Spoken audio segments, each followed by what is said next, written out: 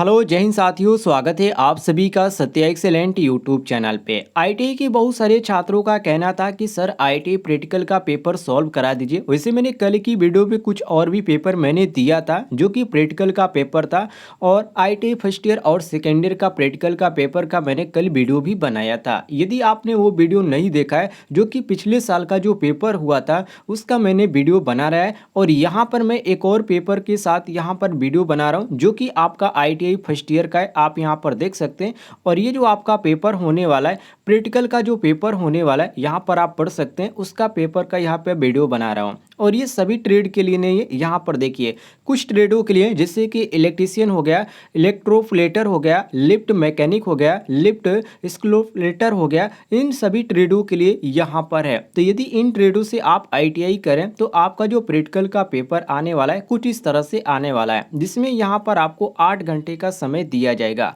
इसमें सभी क्वेश्चन आपको करना अनिवार्य है, जो कि नोट में सबसे पहले इन्होंने दे रखा है, अटेम्प्ट ऑल क्वेश्चन, मैंने सभी क्वेश्चन आपको करना पड़ेगा। इसमें सबसे पहला क्वेश्चन यहाँ पर कह रहा है, क्वेश्चन नंबर 1 में, verify the Ohm's law and Kirchhoff law for DC circuit. DC circuit में यहाँ पर वेरीफाई करने के लिए कह रहा है। दूसरा क्वेश्चन है, make the half wave and full wave rectifier circuit and study the different wave form and their wave form on CRO. तो इसका जो वेव फॉर्म है उसको यहाँ पर डिफरेंट मैंने अलग अलग यहाँ पर दर्शाने की बात करें, और फुल वेव रेक्टिफायर और जो हाफ वेव रेक्टिफायर होता है उसका सर्किट यहाँ पर डायग्राम बनाने के लिए कह रहा है। तो इसके भी मैं आपको बताऊंगा कैसे बनेगा, और साथ ही साथ प्रयोग भी मैं आपको बताऊंगा कि कैसे प्रयोग आप लिख पाएंगे तो आपको अच्छा अंक मिल पाएगा।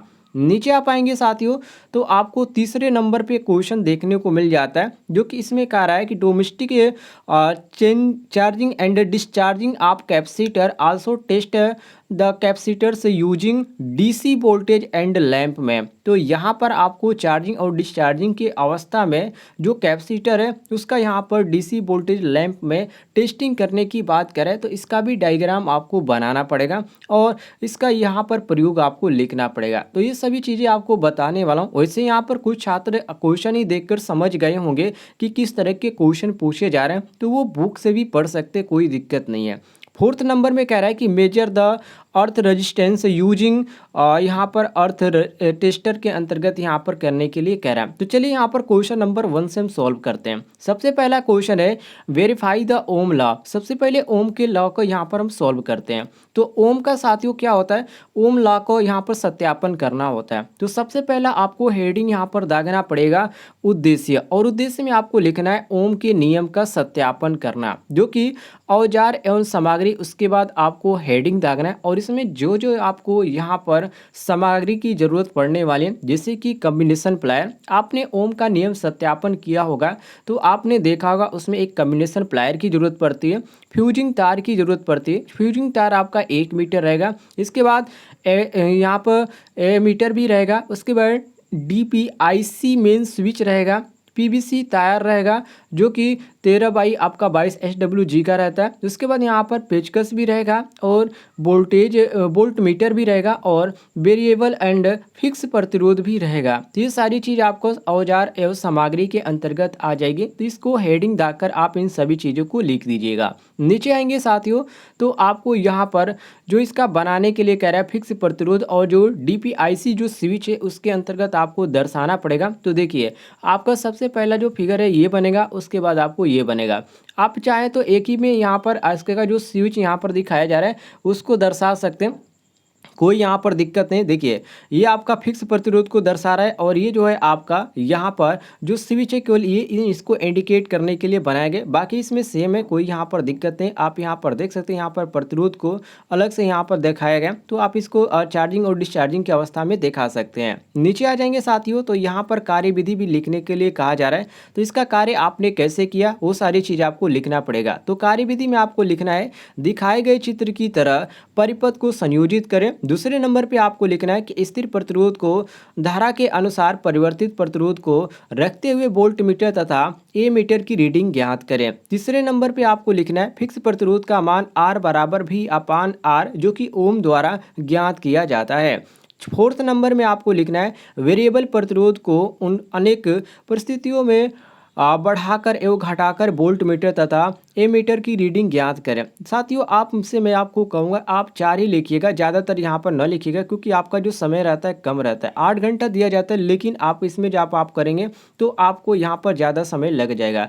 तो आप इसमें कार्यविधि बस इतना ही लिख दीजिएगा। उसके बाद यहाँ पर एक नीचे हेडिंग दागिएगा सिद्धांत, ठीक है, सिद्धांत दागिएगा, या अभी आप सिद्धांत न दागिए क्योंकि इसमें अब एक और भी क्वेश्चन कह रहा है। चलिए मैं आपको दिखा देता हूँ।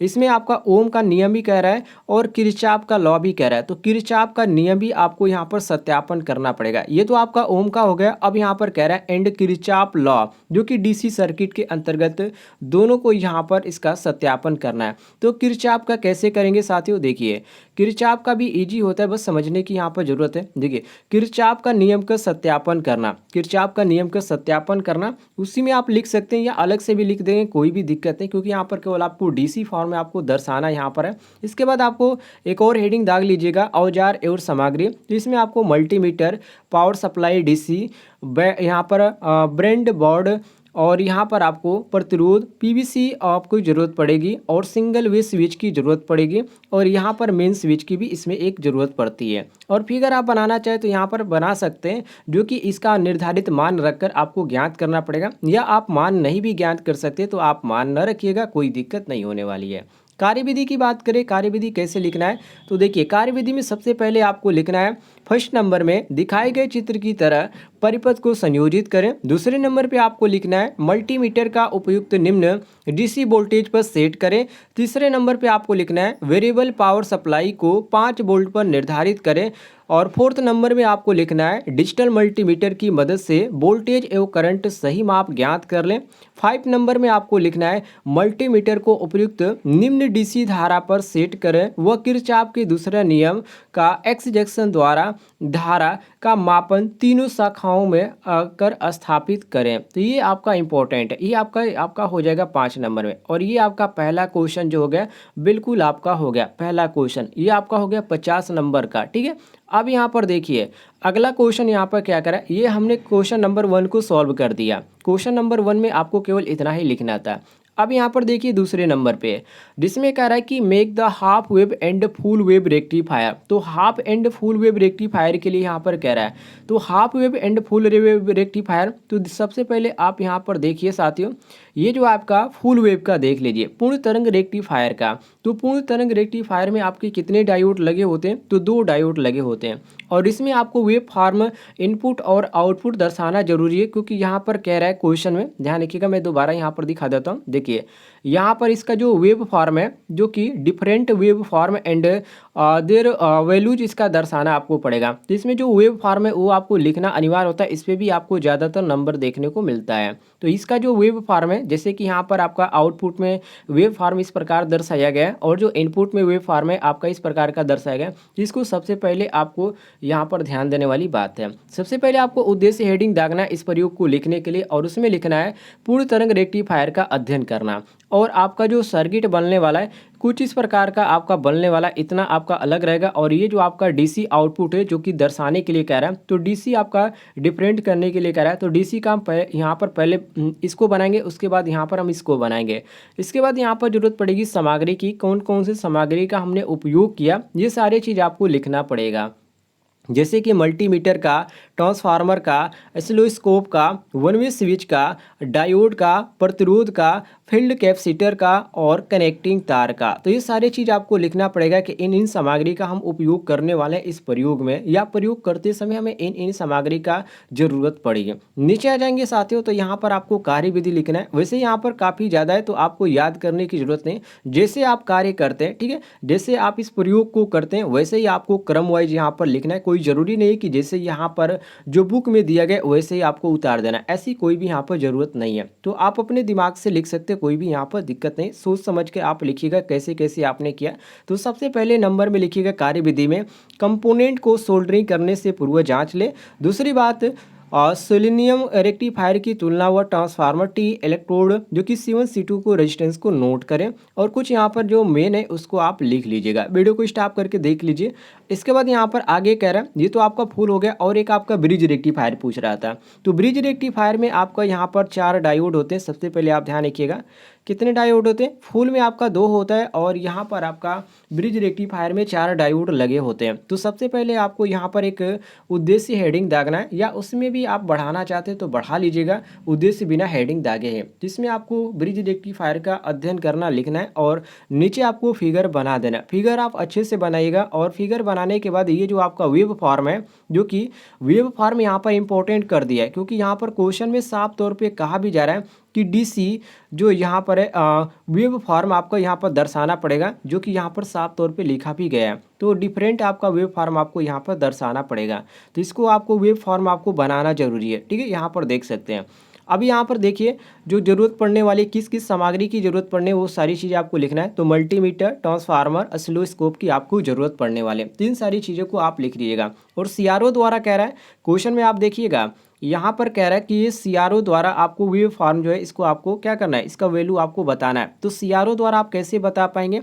तो इसमें कार्यविधि में आप लिखेंगे कि टेस्ट बोर्ड पर प्रतिरोध, डायोड और कैपेसिटर को चेक करके चित्र के अनुसार करेक्शन करें और स्विच को ऑन करें और सीआरओ पर इनपुट टर्मिनल को जोड़ें। सीआरओ पर प्राप्त तरंग रूपों को ट्रेसिंग पेपर पर बनाएं और इसके बाद सीआरओ पर आउटपुट टर्मिनल को जोड़ें तथा सीआरओ पर प्राप्त तरंग रूपों को नाप एवं पूर्ण तरंग रेक्टिफायर से प्राप्त तरंग को रूपों जैसा होगा, और ये आपको लिखना है। उसके बाद सावधानियां में आपको लिखना है साथियों कि कनेक्शन ठीक व कसे होने चाहिए और डायोड और एनोड व कैथोड वाले सिरे ट्रांसफार्मर के साथ लगाने चाहिए, ये आपको लिखना है। और इसके बाद नीचे आपको लिख देना है कि इस प्रयोग को हमने सरलतापूर्वक किया। ये आपका हो गया, ये आपका हो गया क्वेश्चन, ठीक है। उसी तरह यहाँ पर है आपके पास होगा बुक, तो देख लीजिएगा, जिसमें यहाँ पर कह रहा है जो कि चार्जिंग और डिस्चार्जिंग कैपेसिटर का, तो इसको आप कर लीजिएगा, इसको भी नहीं बताने वाले हैं हम, क्योंकि ये काफ़ी लंबा है। और यहाँ पर एक मेजरिंग, यहाँ पर अर्थ रेजिस्टेंस और यहाँ पर अर्थ रेजिस्टर की बात करें यूज करने के दौरान इसका प्रयोग लिखने के लिए कह रहा है। तो आपके पास बुक होगा तो देख लीजिएगा।